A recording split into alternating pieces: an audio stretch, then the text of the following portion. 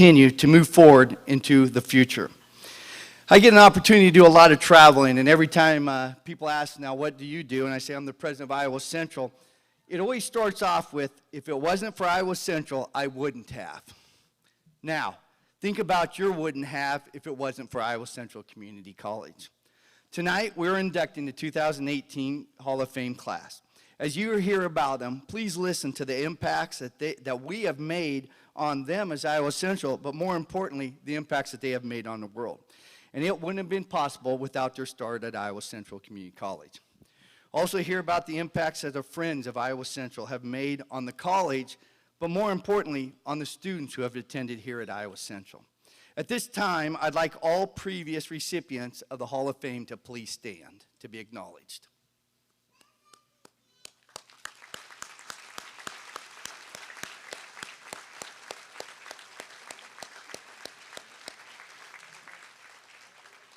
Also, Iowa Central wouldn't be what it is today without a strong leadership from our Board of Trustees. I know we've got a couple members of our Board of Trustees. If they would please stand to be recognized.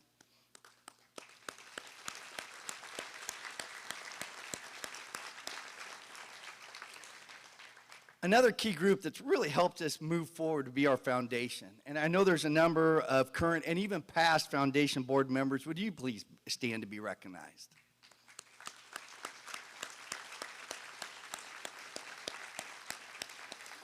Finally, I think this next group is probably the most special group. This is the group that are currently impacting a lot of student lives, but probably impacted a lot of individuals up here. So at this time, I would like all our current and former employees, please stand to be recognized.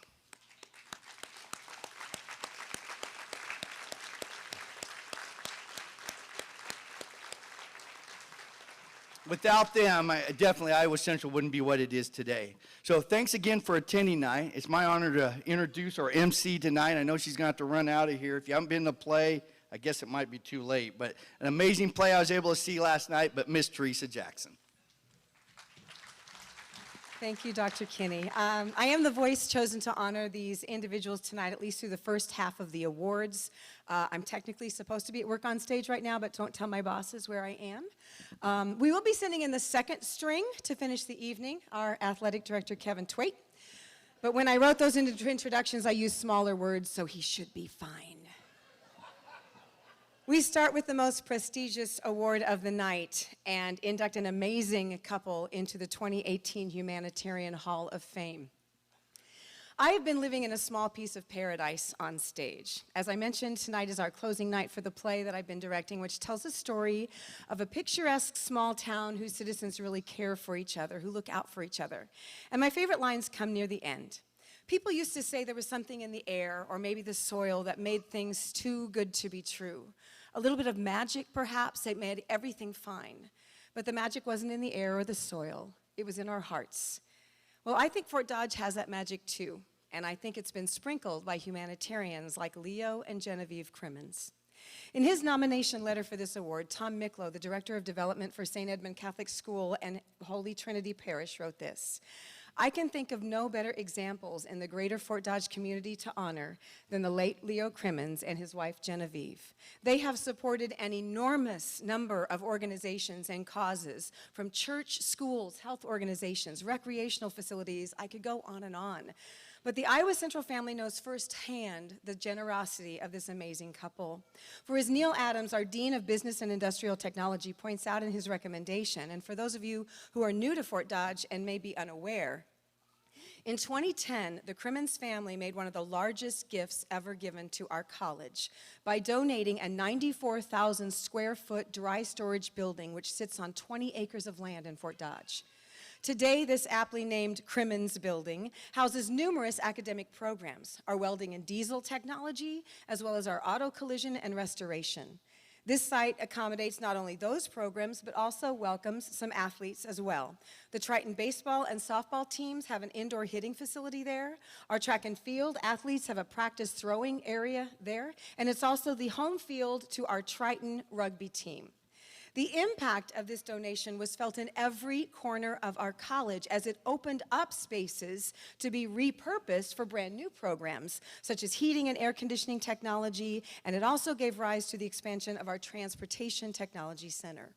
This gift was amazing. As Tom pointed out in his letter, Leo and Genevieve never gave for recognition. They gave because they felt that their support could make a difference, could make life better for their community and their fellow citizens. He went on to write, "I can tell you there are no higher quality individuals than the two of them. Leo was not only a philanthropist, he was always willing to roll up his sleeves and get involved. And by his side through it all was his wife Jen, aiding him with every decision they made. Their generosity is known far and wide. In 1998, they were selected as the very first recipients of the Spirit of St. Edmund Family Award. Years later, they were also honored with the Spirit of St. Edmund Distinguished Service Award, Leo in 2006 and Jen in 2012. As many of you know, Leo and Genevieve had some children, some of whom turned out better than others, right, boss? Do you all know Mark Crimmins, the esteemed president of our Board of Trustees? Well, I reached out to him with some questions about his upbringing, and I loved the stories he shared, which I will share with you now. Here's what he said. Dad never finished high school, and he was a truck driver for most of his life while they raised 7 kids. Mom stayed home, started as a teacher, then paused to take care of us. They literally raised 7 kids on a truck driver's salary.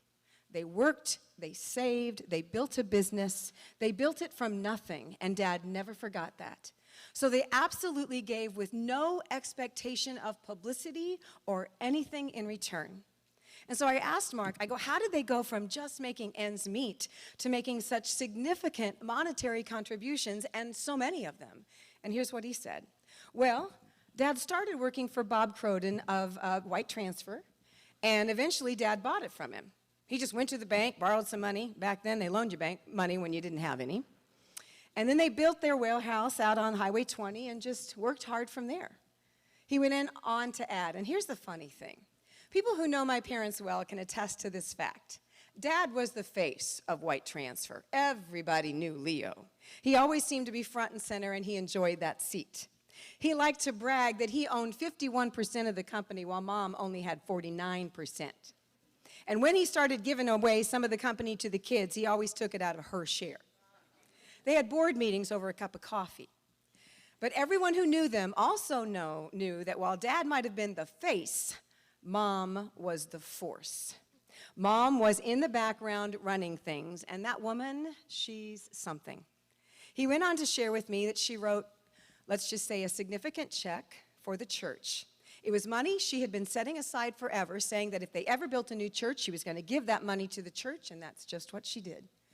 This amazing couple, Leo and Genevieve, in the words of my play, seem too good to be true, but they are true. They gave us more than a building, more than money. They gave us the legacy of their children. 3 of their sons attended Iowa Central, and another son, the honoriest, is, of course, the president of our board. At least 8 of their grandchildren came to Iowa Central, and another one, Mandy, is an instructor for us. And now we are beginning to enroll the great-grandkids. Indeed, the Crimmins imprint is in the very foundation of Iowa Central. Please welcome into the Iowa Central Humanitarian Hall of Fame, Leo and Genevieve Crimmins, 2 of the finest people our college family has ever known.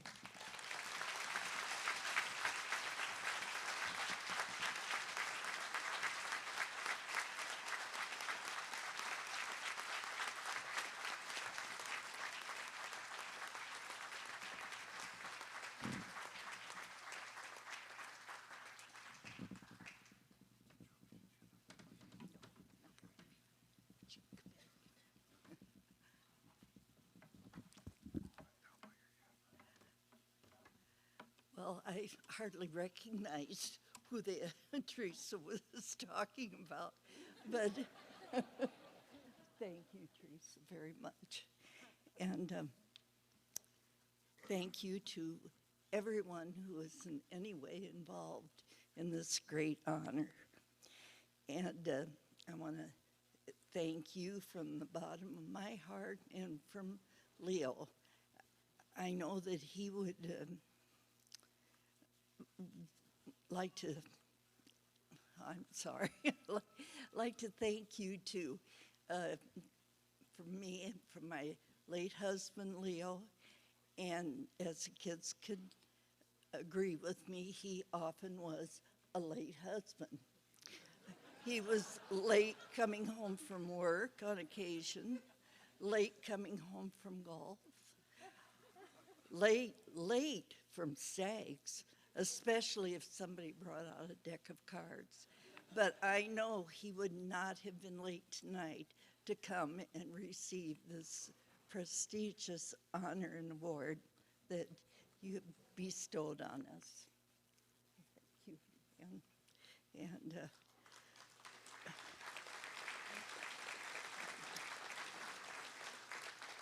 this is such a beautiful campus, beautiful buildings. We should be so proud here in Fort Dodge of our college. Our belongs to the community, to all of us, to all the high school students who we have here in Fort Dodge, the college partnerships with our high schools to give the kids opportunities to earn college credits and things that help them in their futures financially and to speed them up a little bit. A lot of them are, I think, pretty close to sophomores, right, by the time they get here. I have to look at these notes here. They're not very good. But I have written and rewritten this. So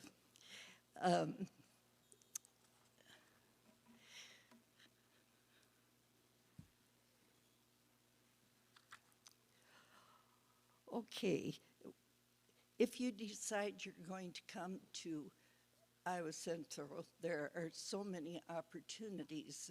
In the associate arts, there's a lot of majors.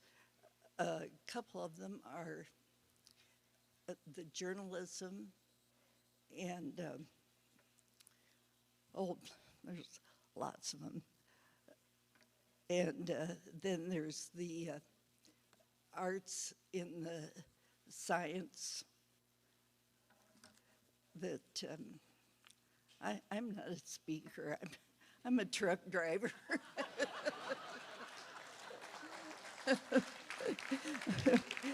But I did do some homework, and there's just so many opportunities for young people here, and such a good college experience for them.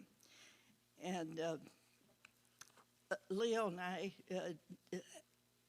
didn't have an awful lot of education, and none at Iowa Central, except for when I was scratching my memory trying to think of a class that we did take. It's been a number of years ago, but I thought we do have a small business. Well, the college was offering a course on finances for small businesses, bookkeeping and all the things that go along. And I said to Leo, wouldn't that be a good thing for us to do? You know, we should know a little bit about keeping the books and all of the things that come up with business, and he agreed. So we came out and signed up, paid our money, and I think it was about a 9-week course with one night a week for about 3 hours. Oh, the first night it was painful because we didn't know anything. Neither one of us were so used to sitting and listening. And break was lovely. They gave us a big break. But we went every week for as long as it lasted, and we were in our seats. We all had our seats. And after break, we were all expected to return to our seats, which we did. But every time the seat next to me was vacant. The teacher would not start until everyone was in their seat. And it was that time when, I'm sure most of you remember when smoking in the boys' room was popular.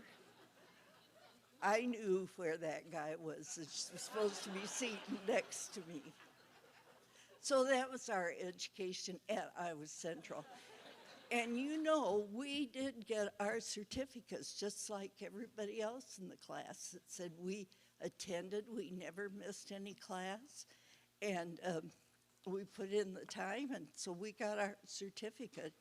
I never could quite figure it out because some people really did learn a lot. But I decided that teacher thought, if I don't give them their certificates, they're going to think they have to take this again. So anyway, it's a grand school. We have, like I said, just so much to be proud of here. We have such good students, and I just think when they leave Iowa Central and go forth, whether they go on for a 4-year degree or go on to a job that they have gotten training for here, that I know they'll take Iowa Central values with them as well as their family and Midwest values. That's what we hope for all of them. And welcome back, alumni, and congratulations to the Tritons on your football game. I can hear the band from my house, and so that's always pleasant. Thank you for listening.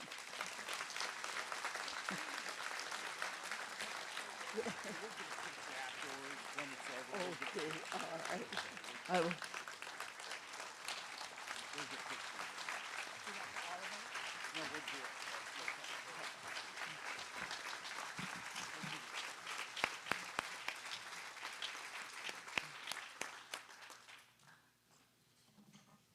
You want to go check those bathrooms back there? Just to make sure. Bill Thatcher is another hometown success story. He started his educational journey as a Fort Dodge Dodger and then became a Panther of Iowa Central back in the 60s before turning into a Cyclone for his bachelor's degree and changing colors yet again when he went to the University of Iowa's College of Law in 1973. Actually, I found out he never did change colors. I asked him which team had his loyalty now, and he said, well, we've been ISU season ticket holders since 1978, if that tells you anything. And he still has a hard time calling us the Tritons. I also asked Bill about his days at Iowa Central, and he laughed as he shared the fact that he attended a few of our classes at the high school, while the rest were being housed at the old Airy School building, the same building where his mother had attended elementary school in 1918.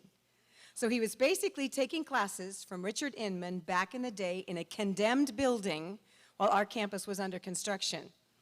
Luckily, he survived. And his legendary career as an attorney in private practice and as a judge began in 1973. He started off as a magistrate, resigned so he could run for county attorney, an office he held for 4 years, before being reappointed in 1979 as a magistrate judge for our county. He has been on the bench for over 40 years. That's a long time. I hope he had a cushioned seat.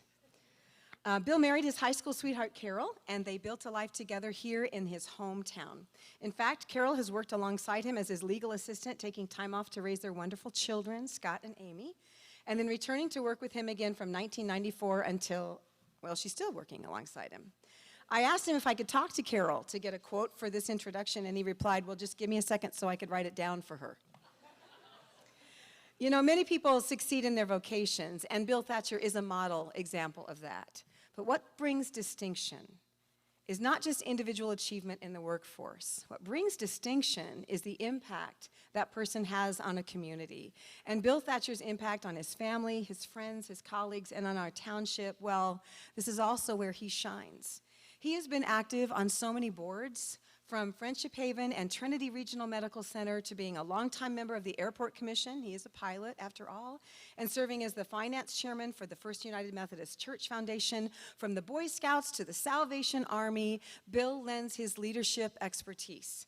Indeed, as Eric Pearson wrote, Bill has served Fort Dodge well. In fact, he has been a pillar in this community for his entire career. Yes, Bill Thatcher is indeed a hometown success story. In fact, he still lives in the same town that he grew up, same house that he grew up in. He jokingly calls it the Thatcher Family Museum. I asked Bill what he loves about his hometown and about his decision to carve out his life's journey here, and he said, it's the people here. Working with the people in this part of the world, they're just terrific. You can count on them. They're trustworthy, honest, and hardworking. Well, I say it takes one to know one. And Eric Pearson wrote, I have been honored to know Bill first as an attorney and secondly as a friend. He has outstanding character and has been a wonderful mentor for me and for a number of young attorneys. And I'll close with the quote that his bride Carol wrote on her own.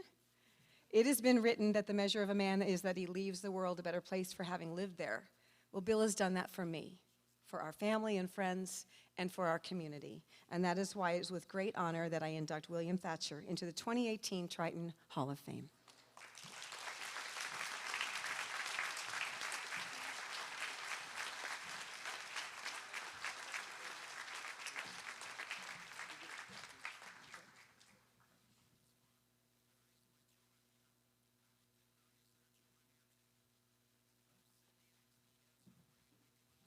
Well, thank you all for being here. It's really right and good for all of us to come out here and see this terrific college that we have. So I want to give you, first of all, just a little history. 90 years ago, the football team over here, is that right? Yeah. Well, 90 years ago, my dad played for Fort Dodge Junior High. Or Fort Dodge Junior College.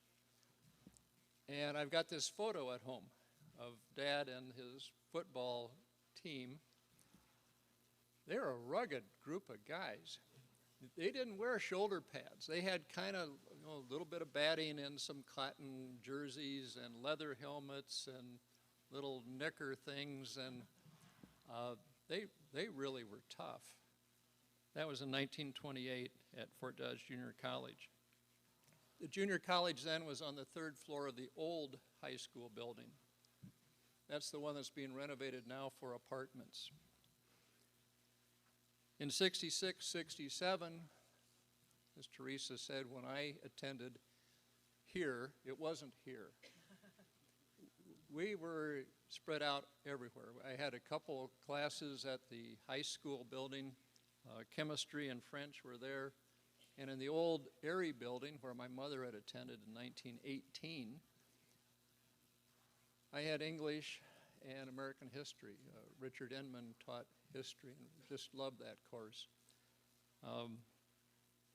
And we were the Panthers, not the Tritons. Then you come out here and you see this beautiful campus.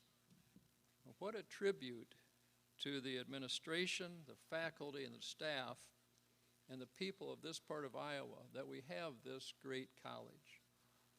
This is tremendous. I don't know that we really come out here and learn to appreciate what we have, but we need to start singing the praise of Iowa Central. We need to make sure that people understand that we've come a long way. I think when Dad was in junior college, there may have been 200 students. When I was there, there may have been 1,200. I'm not even sure if it was that many. Now you've got 5,200 or something. Think about that. What other place in this part of Iowa has grown that exponentially? This is tremendous. I've received a great education at Iowa Central, and I'm very proud of that education because I paid for it. My folks didn't pay for it. I worked as a outboard motor mechanic up in a little town of Longville, Minnesota, and saved up my money, and I paid for every penny of the education expenses that year. It was a terrific year. I met kids from all over northwest Iowa, and we were excited because this was building. Ed Barber was building the library, and I think there was one more building going up then. But we were all part of something new. It was new and exciting. And now you get to see what really has happened here. And we're not done. We're going to be building something else right back over here. this place is really growing, and we all want to be part of it. And I'm proud to be part of it in the past. So thank you very much.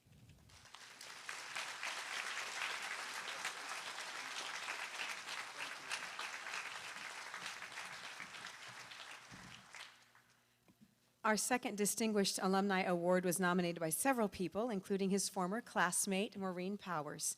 She shared this: "I've known Mark Mittelstadt since high school, and we became good friends at Iowa Central from 1971 to 73. The campus looked a bit different back then. The only permanent structures were the library, science, and VOTEC buildings." Bit of a step up from your years, Bill. "There were, however, a string of small temporary buildings just south of there, affectionately known as the Quonset huts, and each one held a classroom. The one where Maureen and Mark spent most of their 2 years was Don Fish's domain, who taught English and advised the school's newspaper and yearbook. Mark was the editor of the Collegian, Maureen was the yearbook editor. And here's what she wrote about those days. That is where I saw some sort of spark ignite in Mark. He transformed beyond his desire to just get a degree. He genuinely believed in what he was doing, even in the very beginning. Mark went from Iowa Central to the University of Missouri and then went on to graduate from the University of Iowa. From there, his life journey took him across the state of Iowa, working for numerous newspapers, before beginning his impressive career with the Associated Press, which took him across the nation. From Des Moines west to Albuquerque and east to New Jersey and ultimately New York. Folks, the accolades for this man are impressive. I will mention just a few and encourage you to read more on your own. He was the chief of bureau in Albuquerque, in charge of AP News and administrative operations for New Mexico. Then he served New Jersey as their bureau chief, where his extensive investigation of media problems accessing information from law enforcement report was actually cited by their governor in an executive order for the state. He then worked as director of editorial planning at the AP headquarters in New York City in 2000. He was actually on a plane en route to Milwaukee for a national convention when the terrorist attacks of 9/11 took place. Well, the convention continued, but with a totally revamped program, and Mark's detailed report of how the AP covered the terrorist attacks is still being circulated today. I loved reading the nomination for Mark, penned by Bob Heyman. Allow me to share his words with you. I worked very closely with Mark for 9 years, the period during which he was the executive director of the AP Managing Editors Association, and I was the president. During that time, I came to know Mark, to rely on him, to benefit from his formidable professional skills, and to admire him as an extraordinary human being. Bob goes on to write, I am aware that others have written in detail about Mark's many professional accomplishments in journalism, and I enthusiastically endorse all those accolades. But I would like to say a bit more about Mark Mittelstadt, the man, the human being behind that superb professional life. Allow me to preface. I love journalism and its role in creating and maintaining an informed electorate and a free, self-governing society. But I also know it is a very tough, competitive, high-velocity profession, and it can exact a toll on the humanity of those who practice it. One of the most admirable, compelling attributes of Mark is that he was able to achieve so much and still remain a superb human being. I've seen him thrust into virtually every difficult situation of human relations: tension, conflict, competitiveness, jealousy, egomania, anger, fear, and almost always under a crushing deadline pressure, and he never faltered. He never failed. When a way had to be found to resolve the seemingly unresolvable, it was Mark who suggested a way that found that Gordian knot that might be cut. When large egos were inflamed, it was Mark who could steer their owners back to the center and the important work waiting to be addressed. When deep feelings were hurt, it was Mark who was the healer. When questions of ethics were raised and sometimes not raised, it was Mark who reminded everyone of the higher principles they needed to honor beyond the competitive rush to get the scoop. Can you tell this guy was an AP writer? I mean, the Gordian knot? I had to Google it. Please tell me I'm not the only one. I can explain it to you later. I doubt that Coach Twit would be able to. When Mark retired from the AP ME position, he and his wife, Mary, made their home in a suburb of Tucson, Arizona, where he continues to work as the owner of Manawa Communications. Their 2 sons are almost as impressive as their dad, but I don't have enough time to talk about them too. The man even works as a soccer referee for the U.S. Soccer Federation and the Special Olympics. at some point, I just have to stop talking about him and say instead, welcome to the Iowa Central Hall of Fame, Mr. Mark Middlestead.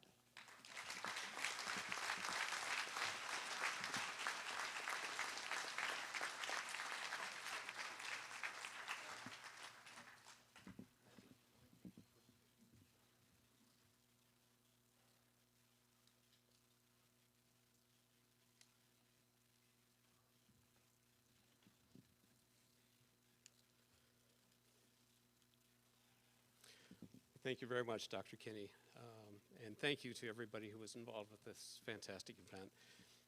I certainly would be remiss not to echo really a lot of the sentiments about how this campus has grown and has become such a fantastic facility. We thought it was back in 1973, but it has grown and has clearly offered so much. It is a tremendous, and everybody here should be very proud of that. So thank you very much. I would like to thank my colleague and also Hall of Famer inductee Paul Stevens for his nomination, and to Maureen Powers and to Bob Heyman for supporting it. Iowa Central Community College is a special place, as we all know. For many of us, it offered, and presumably still does, the additional time and space to explore and to figure out what it is we want to do and who we are and where we want to go. For me, my time at Iowa Central was a life changer and a career changer. I decided I was not an engineer, even though aptitude test had shown 5 of the top 6 choices should have been engineering. And I grew up in the family of an engineer from Iowa State, very proud, but, and I was very strong in math and science, I guess, in high school. But I decided instead that that's not what I wanted to do. Under the mentoring of a very special instructor here, English instructor Donald Fish, I developed an interest in writing and journalism. It became a passion that took me to employment with newspapers in Iowa, and then to a 29-year career with the Associated Press. And I cannot overemphasize the importance that Donald Fish played in many of our lives. Maureen Powers, who was here, was also one of my classmates and was involved with the paper as well as the yearbook. She went on to be, she already was a great photographer, but had her own photography studio here in Fort Dodge for many, many years. She's been a great friend. She was on the board, or on the advisory committee for a while for Hawkeye Technical Institute. I'm sorry if I'm mentioning it in some way we shouldn't, but she too was one of Donald Fish's protege. Also Joe LaValle, who is here tonight, who surprised me. Joe was also a classmate. He was the student body president our second year here. We gave Ed Barber fits a lot of times over different things, but we both survived. Ed Barber survived. Joe went on to Drake University and then became a reporter at the Mason City Globe Gazette for 9 years and decided he wanted to go out and make real money, so he got into healthcare. And he retired recently as a senior vice president at Mercy Hospital in Des Moines. But I wanted to just mention those, and there are many others that I could mention as well, who had the experience with Don Fish that got us kind of excited about doing the things that we decided to do. The road took me to Waterloo, Cedar Falls, Des Moines, Albuquerque, Trenton, and Newark, New Jersey, and ultimately to AP headquarters in New York City, something I swore I would never do. And then to many great cities around the country as part of our editors group.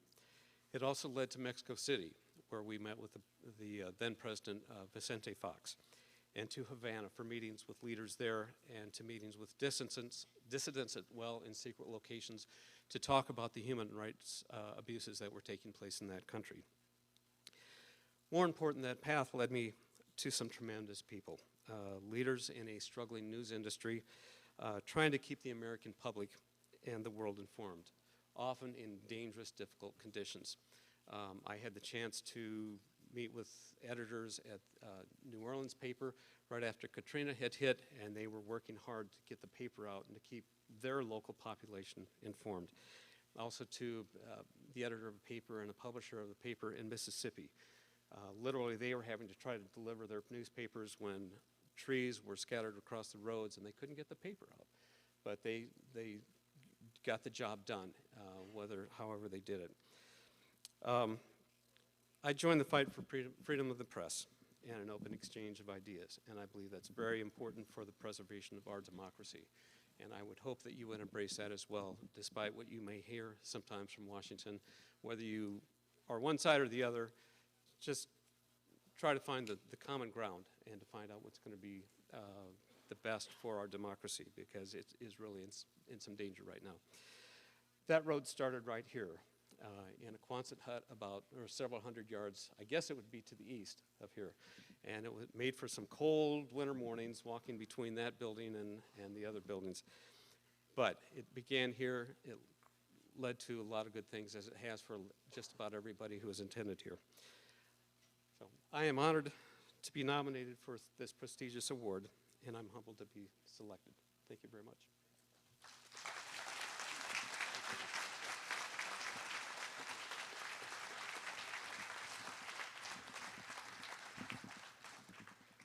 And now to the first of our Triton Athletic Awards, Coach Denny Myers. This is going to be a tough one for me, folks.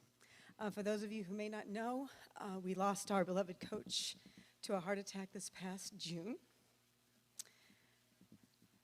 So Denny began coaching here in the fall of 2009 after his teams at Michigan had tallied 10 national champions. Following his 21 seasons at Lansing Community College, Denny enjoyed short stints coaching in New York, Indiana, and Illinois. And as he was traveling the country, here's what was happening at Iowa Central. This section was shared by another legend at Iowa Central, Coach Dee Brown. Since our inception in the fall of 2004, Iowa Central was steadily rising in the NJCAA ranks.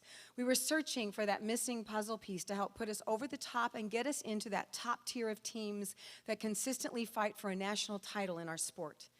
And when Denny Myers arrived on campus, our puzzle was complete. Iowa Central splashed on the national scene as consistent and feared contenders. His guidance and leadership signaled the beginning of regional and national dominance by our track and field teams from 2010 to 2018. We claimed 23 national titles or runner-up finishes, 4 women's indoor national titles, 3 runners-up, 2 women's outdoor titles, 3 runners-up, 5 men's indoor titles, 2 runners-up, and 4 men's outdoor runners-up. Even more astonishing than the success, however, was the way Denny Myers went about his business. He wanted to be under the radar, low-key, and deflect all the praise and accolades he was given to the young men and women who competed for him. A tireless recruiter, Denny Myers and his staff would not be outworked to secure the top community college athletes in the country and beyond. He was a great manager of athletes and a mentor for young coaches. Coach Brown wrote, "I knew at any time that I had a wild hair, I could step into his office and he would either tell me why my idea might work or help put my feet back on the ground." He was a stereotypical, no-nonsense coach. He had that uncanny knack of knowing when to get on someone and challenge their level of effort and commitment, and when to give them a smile and a pat on the back. He didn't mess around. He was honest right from his first campus visit. Parents, athletes, and coaches alike knew where they stood with Denny. If athletes had no talent, he would tell them that. And he would teach them instead the value of hard work and setting realistic goals. As I was reading through the nomination forms, I was amazed to read a story from Coach Twait, and I share the exact story. Here's what Coach Twait wrote. "My favorite Denny Myers story occurred 3 years ago after the Tritons had won yet another national championship. Went up to Coach Myers, congratulated him, and he laughed, shrugged his shoulders, and told me I didn't do anything, I just drive the bus. And as I walked away, I chuckled, amazed by his humility. It was always about the kids, never about Denny Myers. My son Alex was also on Denny's team that year, and I said and heard the exact response."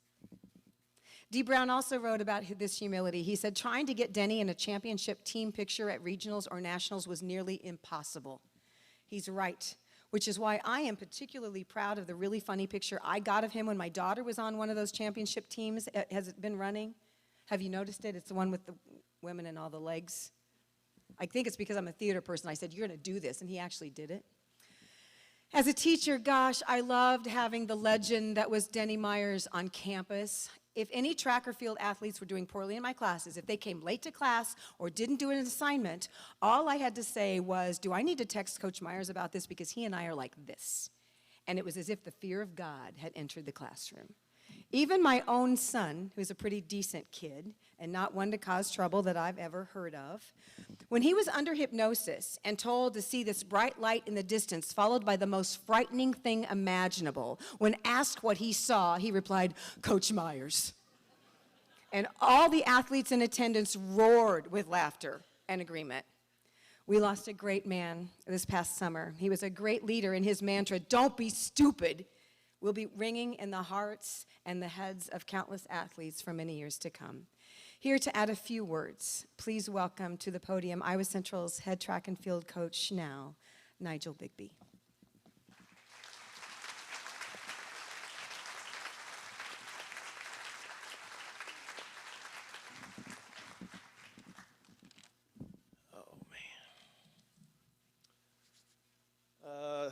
Thank you all for being here to induct a great man, coach, mentor, husband, and friend into the Iowa Central Hall of Fame.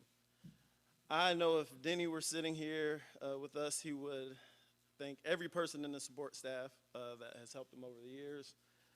The likes of Angie Martin, Dee Brown, Anthony Ackland, Brad Foote, as well as the current coaching staff.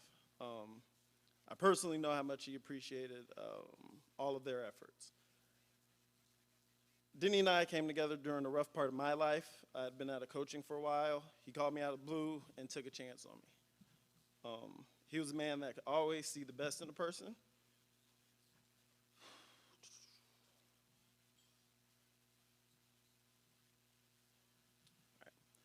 And took it as a personal challenge to bring it out of him. If you knew Denny, you knew the truth. He wore his heart on his sleeve, and every word he spoke rang true. There are 4 people on this planet that when my phone rings and I see their name on my phone, I'm like, shit. Dr. Kenny, Mr. Beneke, my dad, and Denny Myers. If you did not want an honest opinion, you avoided Denny Myers.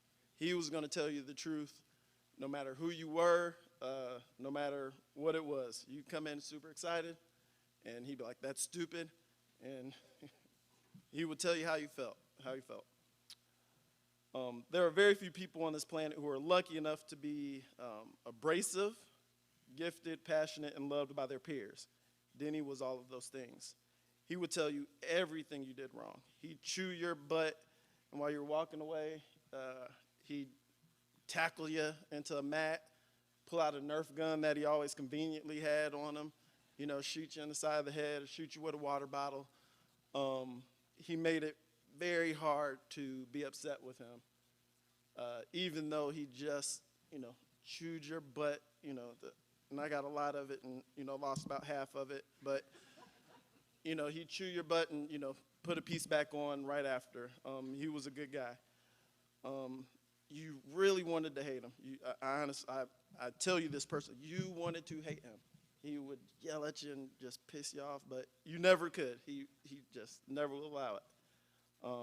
I remember when I made my decision to leave, he had gotten a call from my former boss letting him know that I had accepted a job, and I woke up that morning, I was like, I gotta tell Denny.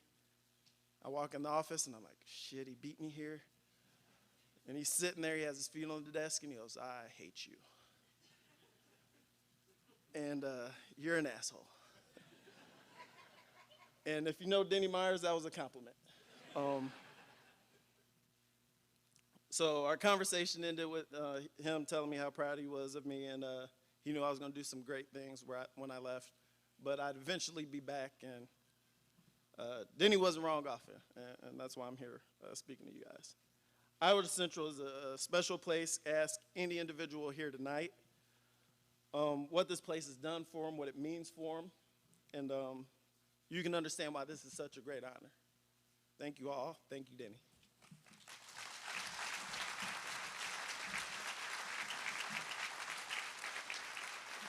I'd like to close on a personal note by sharing the Facebook post that my daughter Tara penned with the legendary picture that when we heard of Coach Myers passing. She wrote, "He was a grizzly bear on the outside, a teddy bear on the inside, an amazing coach because of it."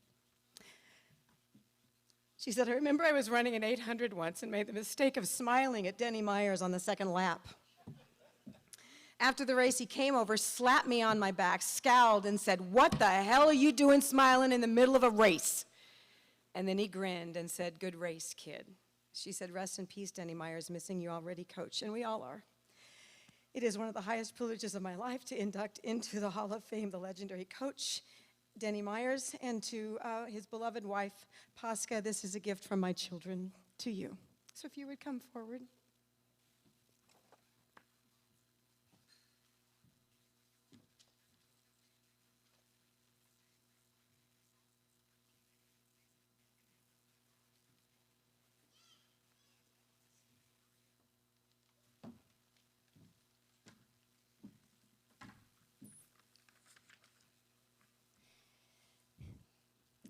Thank you very much. Thanks. Thanks, Dr. Kenny, for this time and for inducting Denny Myers to the Hall of Fame. Sorry, I had to write something down because I didn't want to end up speaking in 4 languages. Greetings to all staff, faculty members, alumni, and friends of our Central Community College. Thank you for honoring and inducting my coach, my mentor, my husband, and my friend, Coach Denny Myers, into the Hall of Fame at Iowa Central Community College. I wish he could be here today. If you knew him personally, or if you had the opportunity to spend some time with him, you could discover that he could probably not like all this attention, since he never took credit for his successful careers or records. It was always about his student athletes. His greatest honor and joy was in their performance and success. Even then, he could keep the reasons for their success not to himself, but could pass the honor to his fellow coaches, like Coach D. Brown and his assistant coaches. I had known Denny for 11 years. I first knew him as a coach when I came to the United States from my native country of Kenya. He was my lifeline.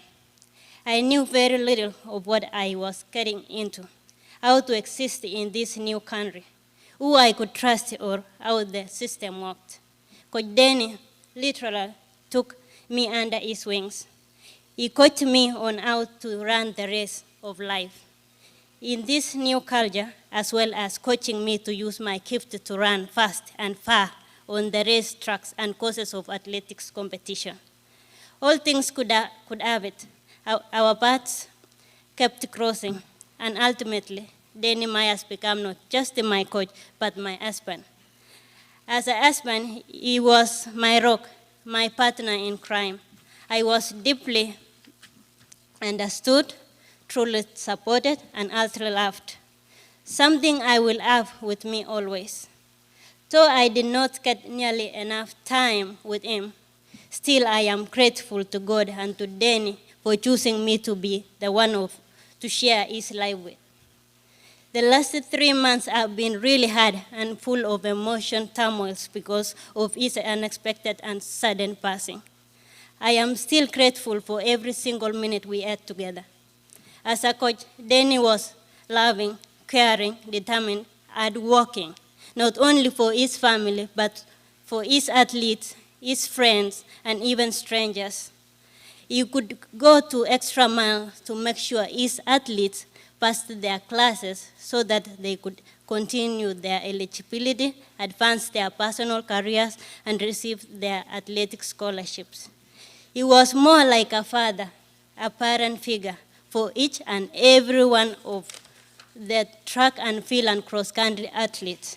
Most athletes were somewhat terrified for him because they never had a chance to get away with any mistakes. Like she had said, that's all true. And whatever Coach Bigby said, that's true. This is like failing their classes, missing practice, or misbehaving around campus was not an option with Coach Denny. He was always in the study hall, at least 2 times a week, standing in the room to make sure his athletes, also he could always call them kids, are studying. How many parents these days will go to their kids' room and make them study. Not many. Coach Denny, however, could, by making sure they are not scrolling over their phones, playing on social media, Snapchats, Facebook, video games, and so on. Coach Denny Myers Coach Denny Myers make sure they was doing their assignments. Many coaches will send their athletes to study all, and then it's up to the student athlete to decide what they want to do. Some coaches could not care if a student athletes failed their classes or get kicked or out of scholarship. And for many student athletes, their parents or family might not be able to afford to pay for their kids' school fees and living expenses. And so their athletics career could end, not because they could not compete at a college, but because they could not afford a college. Then he made sure this did not happen to each student. He cared about the whole person and wanted each athlete to be successful both on and off the track, and went the extra mile to make sure that all the needs of his kids were met. He did not care about what others could think or say about him. He always stand on his principles and tell everyone the real truth. We usually, as this our age, we say, keep it real, keep it 100. That's what he always do. I could often ask him, why do you have to stand beside an 18-year-old to make sure they are studying? They're old enough, they can do what they're doing. You don't have to be there like always. But his answer was that these kids have a different culture, home lives than mine. I was privileged to have good parents who trained me to be independent at a very young age and people that cared about me. Not everyone has that privilege, he could tell me. Then he understood that some kids have it tougher than others and wanted to help his athletes learn the discipline necessary for success in every area of life. Then he cherished his work as a coach, mentor, and a leader to young athletes. Through the years of his career as a coach, he was recruited by many big 4-year schools, like Division I colleges, but he always declines the offer because he likes working personally with his students. He loved his kids, and I think they loved him too. Then he could sometimes ask me if I ever wanted to coach. My answer was, not at this level. I'm not too patient like you are, Danny. Then he valued education more than anything else. He worked hard to make sure that most of his athletes, even when they left junior college, could persevere, get their degrees, graduate from college, and continue to the next level. Those students who never believed in themselves, he believed in them. He pushed them to work hard. Later, after some years, I have had those athletes after college call him to say, "Thank you, coach. I could have not made it if it was not for you. I did not understand what you meant until I graduated in college." If there are some former athletes here today in the crowd, I think they will tell you the same and even more. Then he loved coaching.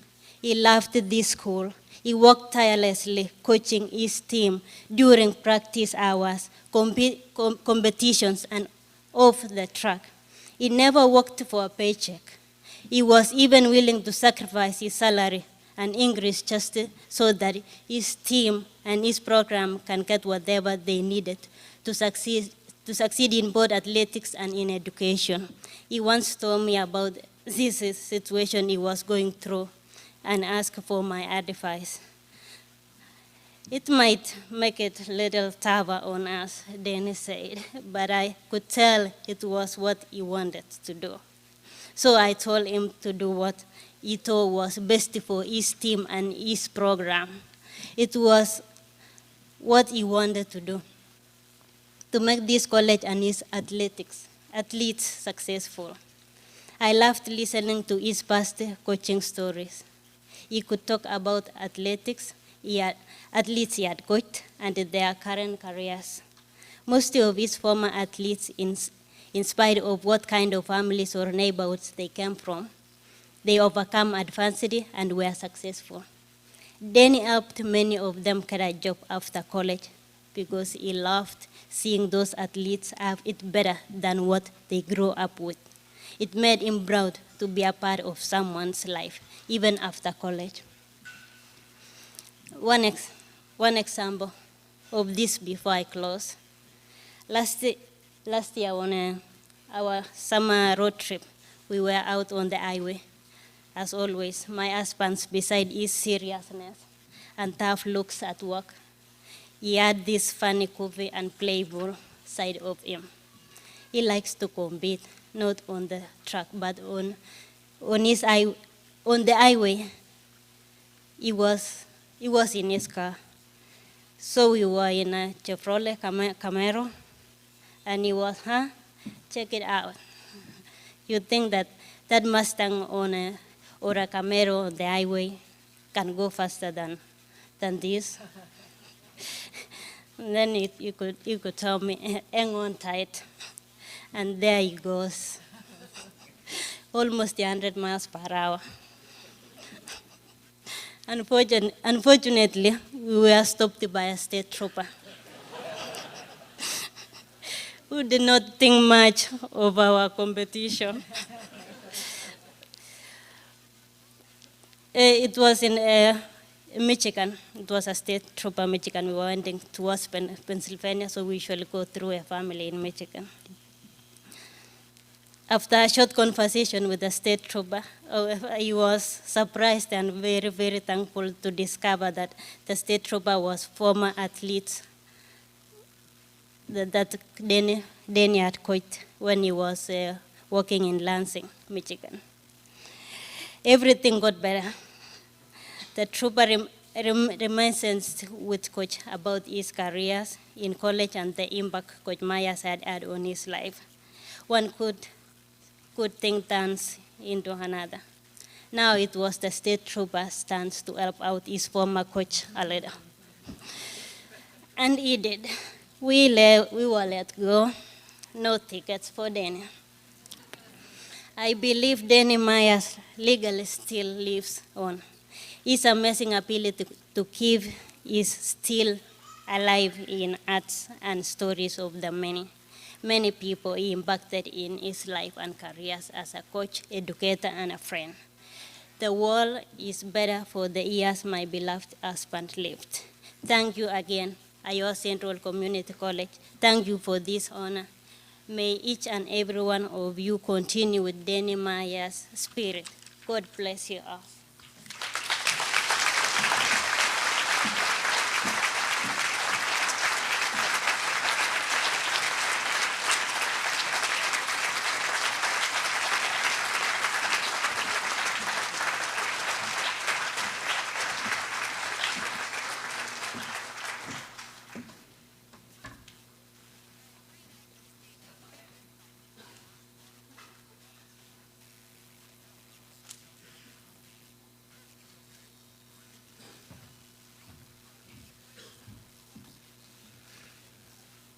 Teresa Jackson is a hard act to follow, I'm going to tell you that right now.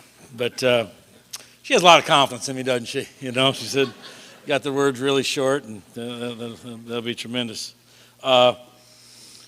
We have three tremendous student athletes that we're going to recognize, and then a tremendous team that we're going to recognize. But what about the day for Triton Athletics today? I mean, think about the football team just burying Dodge City. You know, what a great deal that was. Volleyball team goes 2-0 today. Cross country wins both events today. Soccer team men won 3-1. I haven't seen the women's score yet, but what a tremendous day for Triton Athletics and on our homecoming. The next recipient for the Triton Athletic Award is Dave Morgan. That's a name that adorns many athletic walls of fame, and the success started early. According to his high school coach and athletic director, Marv Ryland, who writes, I was fortunate to have had the opportunity to coach and teach Dave during his high school years at Eagle Grove. Dave was a 3-time state champion, winning titles in 1972, 73, and 74. In his senior year, he even led the team to the state team championship, the first in Eagle Grove wrestling history. As a result of his success, Dave was highly recruited by Division I wrestling programs. Dave initially signed with Iowa State University, but changed his mind and chose the University of Northern Iowa. But the letter of intent rules back then for Division I ultimately meant he would have had to wait an entire year to compete. And that's when the legendary Coach Denny Fredericks stepped into his life. The wrestling accolades began to stack up. In his first season here at Iowa Central, Dave Morgan was flawless, closing out the year with a record of 27 wins, 0 losses. He won the NJCAA Central District Championship and took the award for the most falls in the least amount of time. In fact, Dave earned the Tritons their very first team national championship in wrestling. He also served as one of the team's co-captains alongside former Fort Dodge State champion Mitch Stearns. Dave followed his second season at Iowa Central with another NJCAA Central District Championship. He was named Outstanding Wrestler.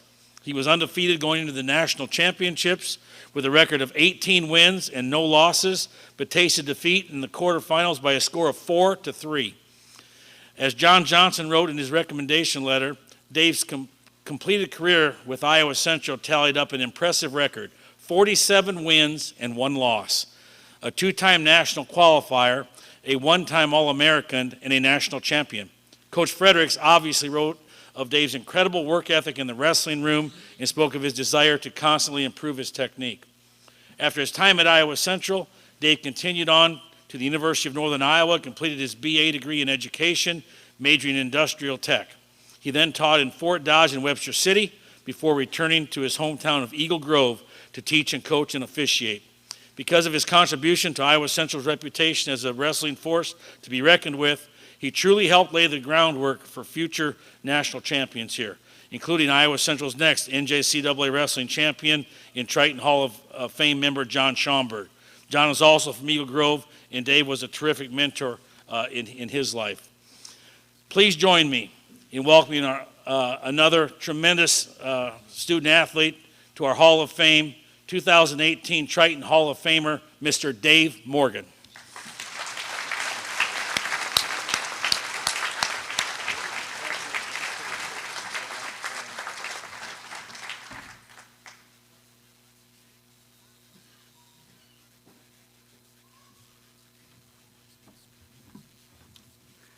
Well, I want to thank Dr. Kenny and Coach Twait and John Johnson, who nominated me. It's quite an honor. I want to congratulate all the other inductees here tonight, too. I don't have a prepared speech. It's not used to getting up in front of crowds anymore like I used to. But I want to thank the driving force of my life and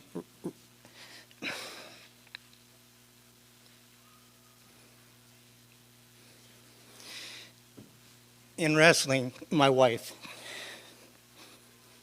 And not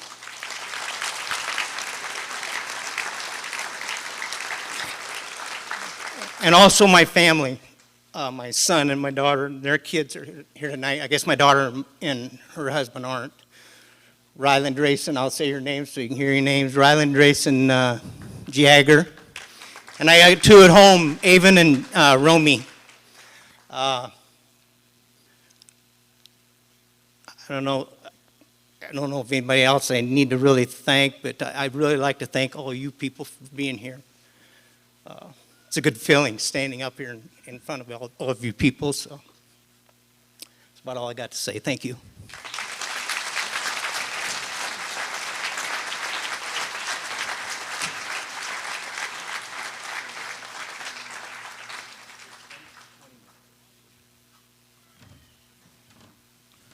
We're going to take a 20-minute break, and then feel free to visit the silent auction area back there, and feel free to, I guess there's some cold things running around called beer or wine or something, and then we'll come back and we'll induct the final 2 athletes in the team. So there's some hors d'oeuvres there. Help yourself, and we'll take a 20-minute break.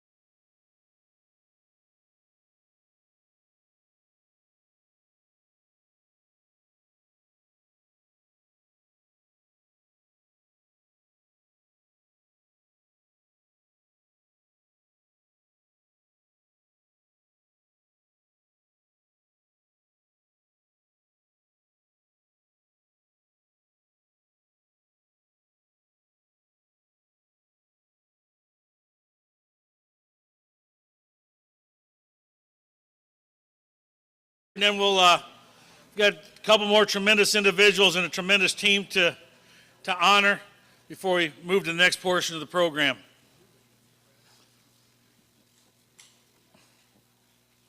The next gentleman to receive the Triton Athletic Award is Brett Graybill. I'm actually one of the people who nominated Brett for the Triton Athletic honor. I'm an Emmitsburg, Iowa guy, and I had the opportunity to watch as Brett excelled in both football and track and field at Cherokee. He dominated the football field every fall, and he dominated the track each and every spring. He terrorized Lakes Conference opponents with his size, speed, and strength. His punishing, rugged running style, coupled with his extraordinary speed, was something to behold. And quite frankly, he didn't have a very good offensive line. I mean, say all you want. He kind of did a lot of that on his own, quite frankly. Brett enrolled at Iowa Central in the fall of 1982 and made an immediate impact on the Paul Shoup offense. Dennis Hyman was the assistant football coach at that time, and he had this to say about Brett Graybill's impact on the team. We were a running offense. Everyone knew that we were going to run the ball off tackle and do it often. The thing that stood out to me most about Brett was his durability. He carried the ball 35 to 40 times every Saturday. He got bruised, he got battered every week. He never missed a start, never gave anyone the feeling he was ever tired or frustrated by the pounding.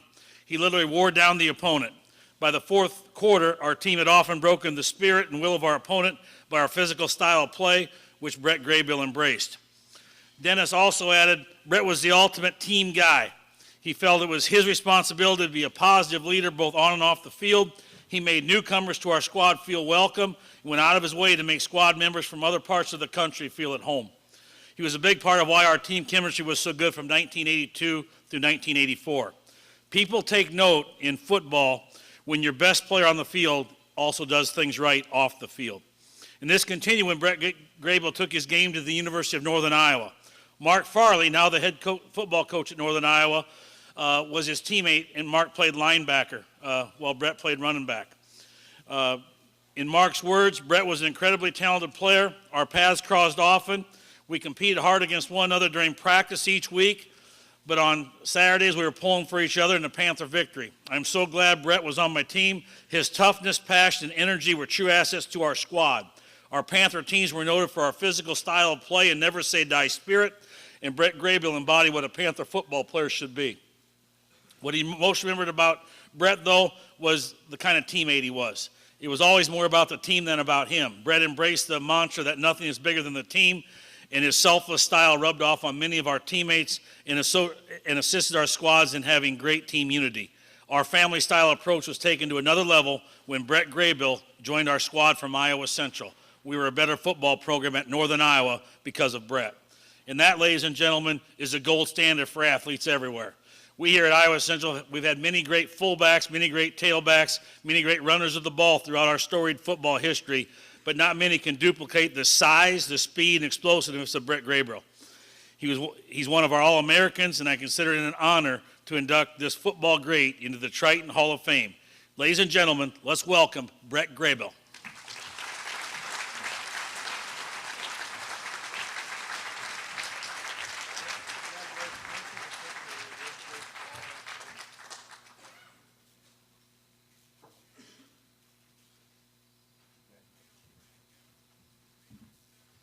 Well, I never prepared a speech either, so I'll just kind of wing it up here. I was listening to some of the stories. It was at Judge Williams down there telling about, what was it, Fort Dodge Junior College at the time, back in 1921.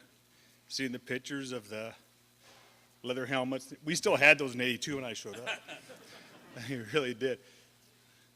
Paul Shoup's son, sitting there, Will Shoup.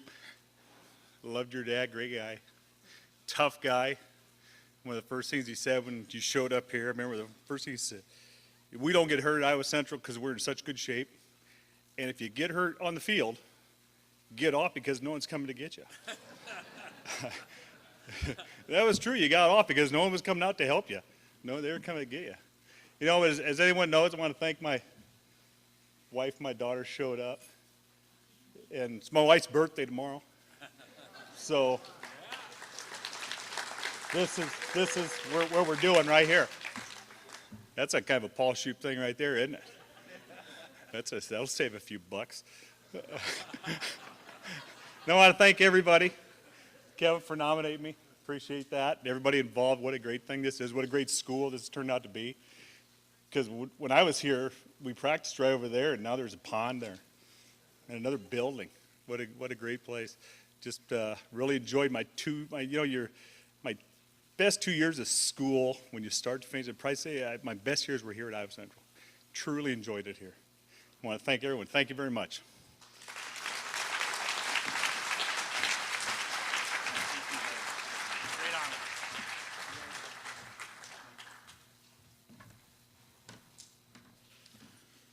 The Triton women's soccer team did win today, too, so no one got beat today. Everybody in Tritonville won. That's a heck of a deal. Heck of a deal. The next recipient of the Triton Athletic Award is Tim O'Connell. Tim O'Connell is a professional world champion 2 times over. And Iowa Central was lucky enough to have him as a member of our Triton rodeo team from 2010 through 2012. According to assistant rodeo coach Terry Coleman, Tim was the definition of a coach's dream athlete. His work ethic was second to none, and the passion he showed for the sport could not be duplicated. Neither Terry nor head coach Bridget Lambright ever had to wonder which Tim O'Connell they were going to get when it came time for practice or competition. His work ethic and practice rubbed off on his teammates, which ultimately improved the performances of them all. Both coaches agreed that Tim was hands down the fiercest competitor they had ever watched compete in rodeo.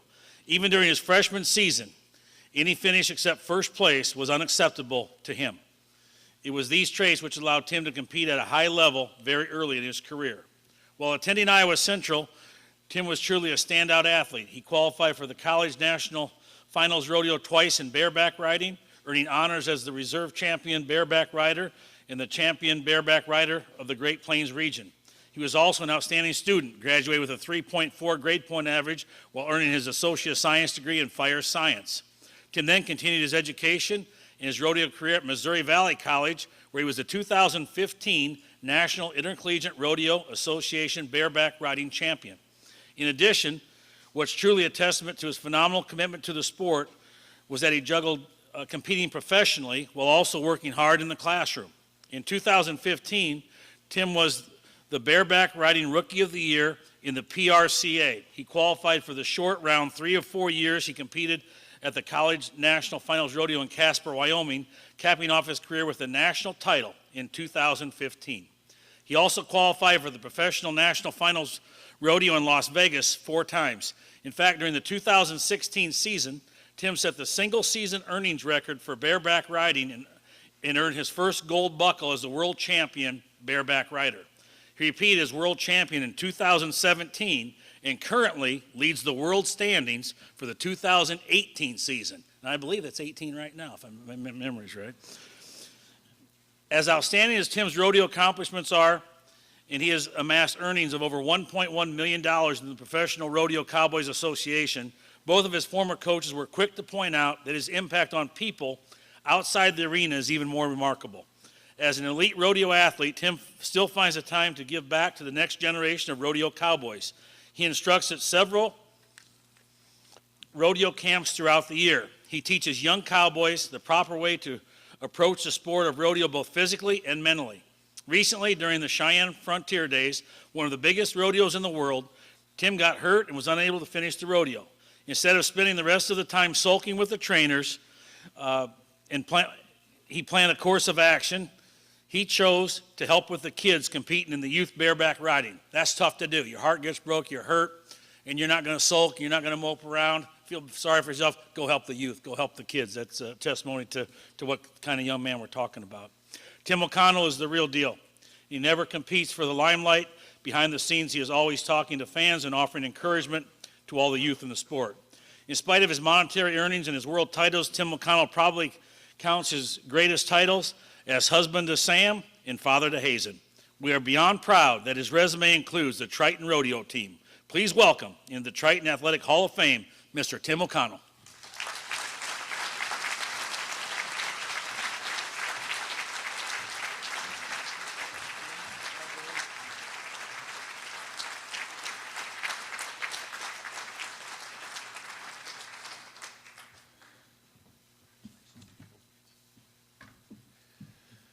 Well, thank you, everyone.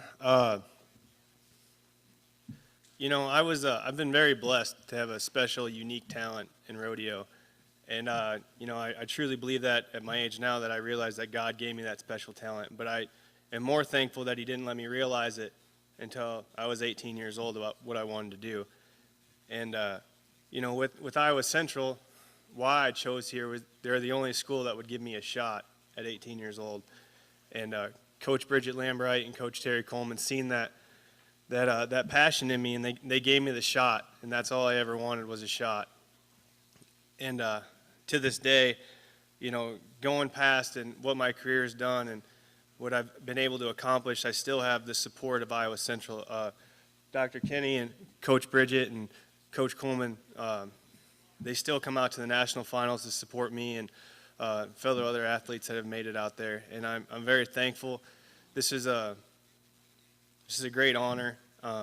Congratulations to everyone else. I'd like to thank my mom and dad for being here, my wife and my son who aren't able to be here, but I know they're watching.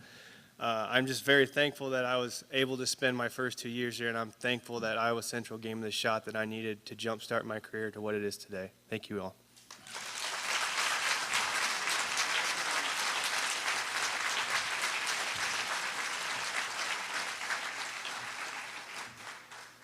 Our final induction tonight will be a team induction. And I had a great pleasure this morning.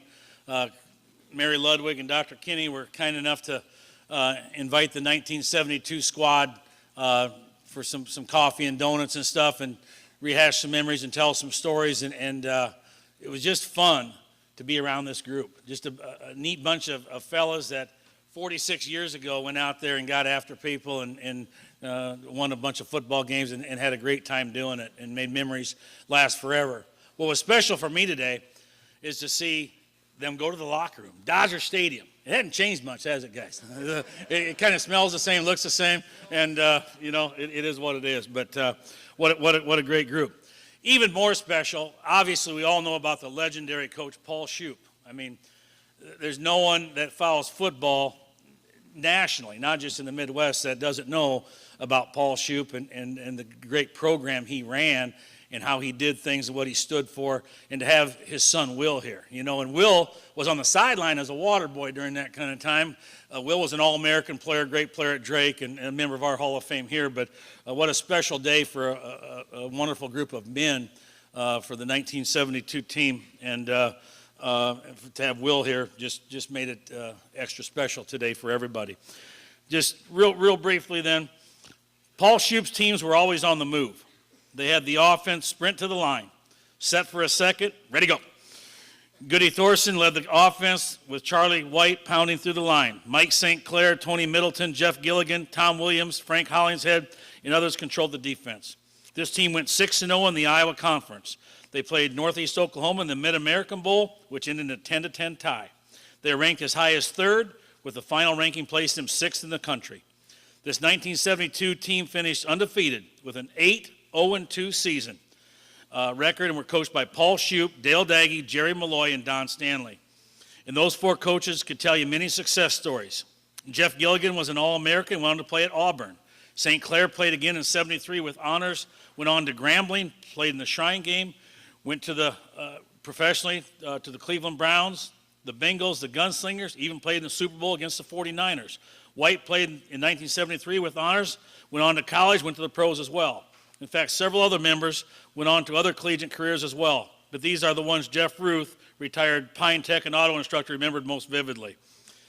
This team and its excellent coaching staff truly brought prestige to our college and our community, prestige which still resonates with us today. We honor their place in our school's history by inducting the 1972 Iowa Central football team into the 2018 Triton Hall of Fame. Congratulations, man.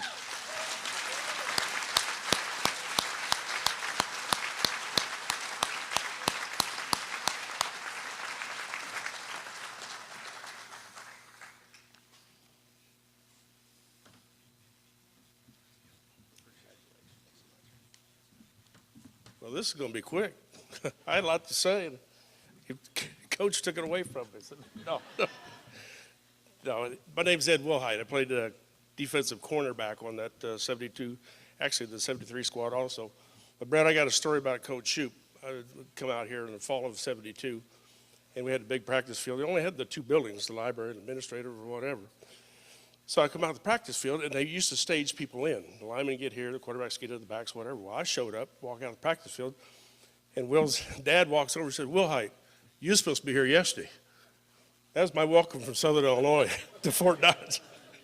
So 2 years later, I stuck it out. So, but again, I would like to recognize Dr. Kinney and Athletic Director Twait and Mary Ludwig, the Executive Director of Development and Alumni, that not only made this weekend, but last year, our 73 squad went in and made these weekends very special to the squad. And we added numbers this time. I've been up here 3 out of the last 4 years. I was telling the fellows last night, if for some reason somebody individual or somebody gets in, distinguished, whatever, and I got to come back next year, I'm buying a house.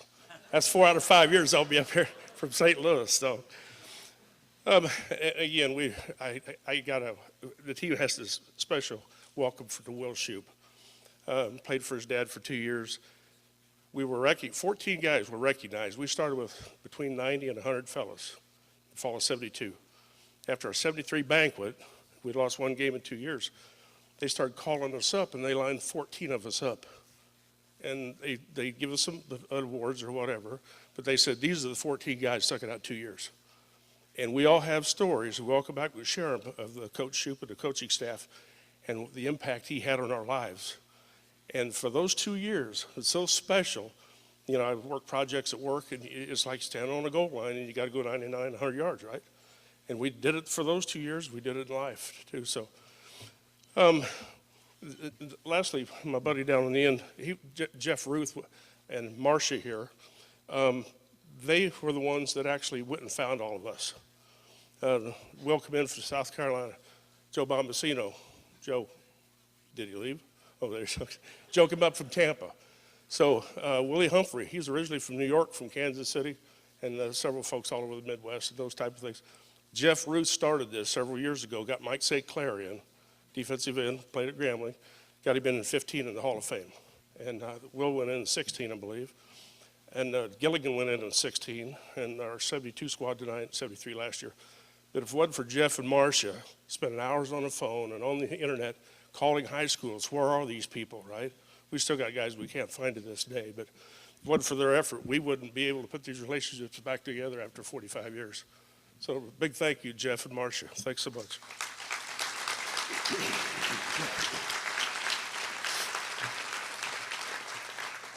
I may say a few things extra, or that you've already heard, but I got an order of here I want to go through and talk about a few things. First JUCO poll in '72, we came out ranked 11th.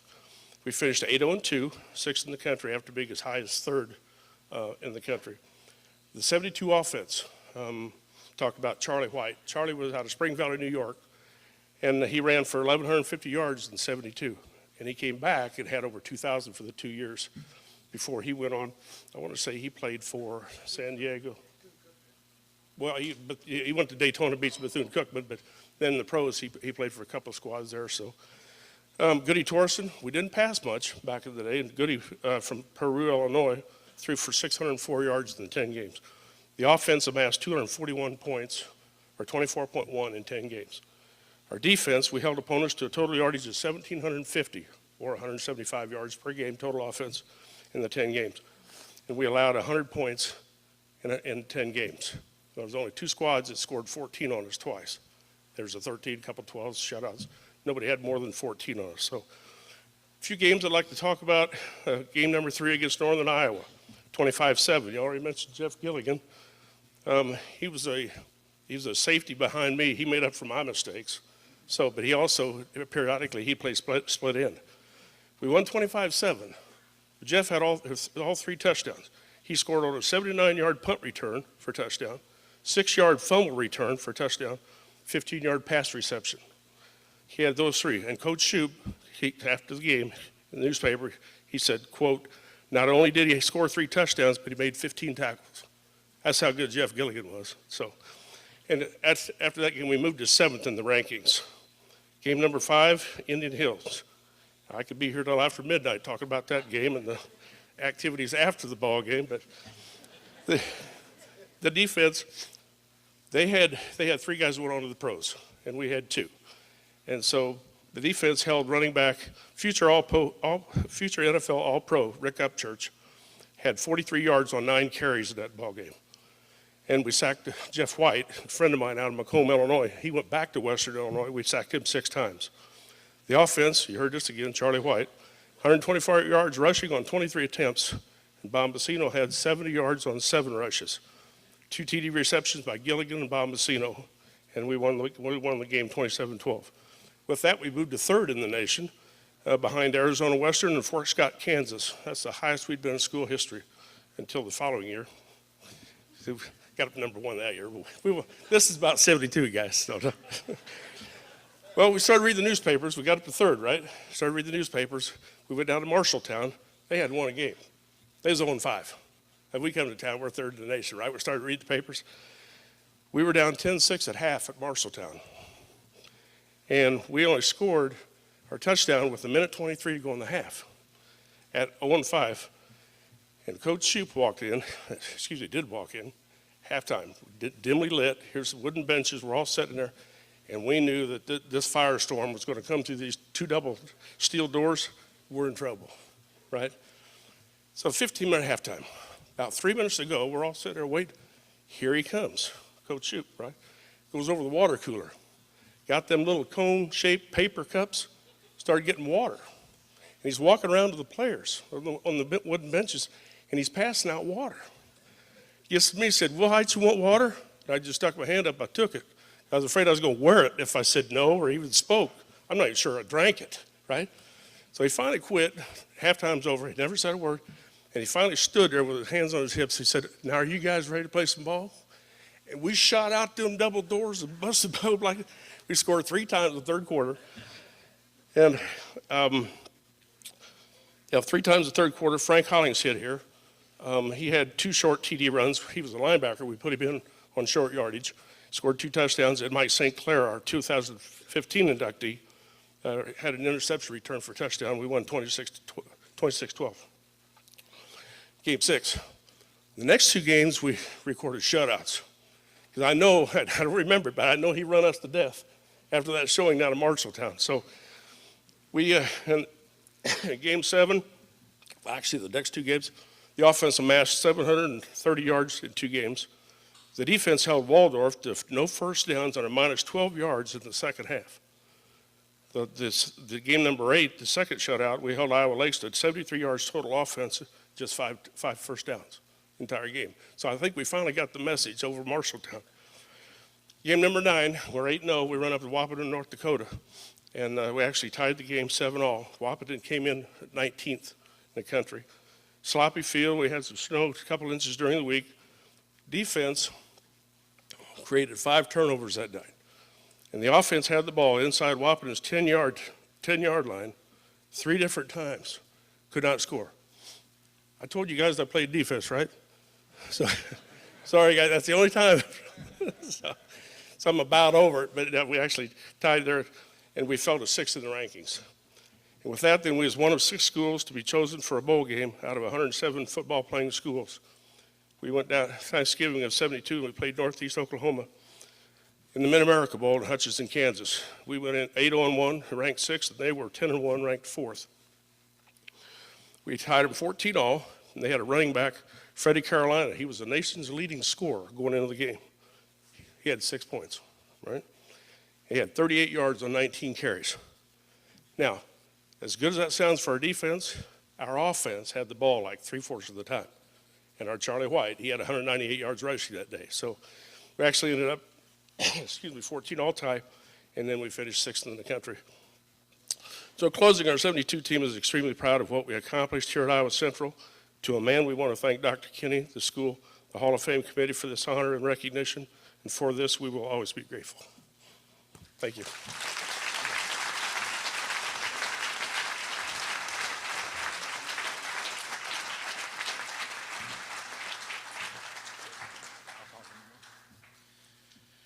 Well, on behalf of the entire Iowa Central family, I extend our deepest gratitude to all the honorees, their loved ones, those of you that revisited our campus, hadn't been here for a while, to take part in our special homecoming Hall of Fame tradition. And I also want to shout out to our coaches and our faculty and staff here, because it's a long week in preparing for homecoming, your games, your tests and stuff, and what a great testimony of school spirit, and to come back and spend an evening with these Triton greats means a lot that so many faculty and staff and coaches and stuff are here. So with that, Dr. Kinney, give us the rest of the evening format, but go Tritons.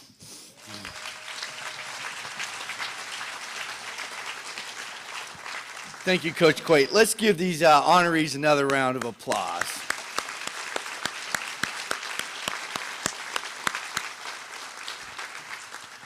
I hope you heard that if it wasn't for Iowa Central, it wouldn't have been done tonight. I mean, I think you've heard that through each and every one of these speeches, and it's great to be able to induct another outstanding class. And if you're looking in your program, you can see some great things have happened here with Iowa Central. I know earlier we were talking, you guys keep talking about Dr. Barber, who was initiated in 2016, and I think he'd be pretty proud of where we're at today and what's happened, because it's fun to talk with the 72 class earlier today. So again, thank you for coming this evening. There's still a lot of activities happening. There'll be some additional food, drinks, a lot of socialization tonight. I know that we have the silent auction. I don't know when it closes. When does it close, Allie?